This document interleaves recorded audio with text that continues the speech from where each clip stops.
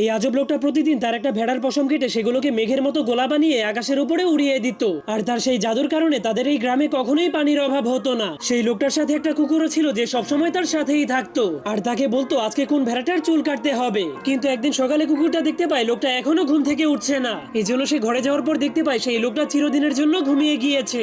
যার কারণে সেই লোকটা আর সেখানে না থাকার কারণে সেখানে অনেক বছর ধরে বৃষ্টি হয় না। এই জন্য সেখানকার সবগুলো নদী শুকিয়ে যাওয়ার কারণে সেখানে খরা হয়ে যায়। যার কারণে কুকুরটা ভেড়াগুলোর পশম কেটে সেই লোকটার মতো মেঘ তৈরি করার চেষ্টা করে, কিন্তু সে ব্যর্থ হয়ে যায়। তখনই কুকুরটা দেখতে পায় একটা ভেড়ার পশম অনেক বড় হয়ে যাওয়ার কারণে সেই ভেড়াটা আকাশে উড়ে যাচ্ছে। যার কারণে সে ভেড়াটাকে বাঁচানোর জন্য ভেড়াটাকে ধরে একটা রুমের মধ্যে বন্ধ করে দেয়। এমনকি বাকি সবগুলো ভেড়াকেও সেই রুমের মধ্যে বন্দি করে দেয়। কিন্তু তখনই একটা ভেড়া জানলা দিয়ে বাইরে বের হয়ে গেলে কুকুরটা তাকে ধরার জন্য তার পিছু করতে শুরু করে দেয়। কিন্তু তখনই ভেড়াটা একটা কাঁটাযুক্ত ঝোপের মধ্যে আটকা পড়ে যায়। যার ফলে তখনই চমৎকার ভাবে সেই ঝোপের ভেতর থেকে মেঘ বের হতে শুরু করে দেয়। এটা দেখার পরেই কুকুরটা জলদি করে সবগুলো ভেড়াকেই কাঁটাযুক্ত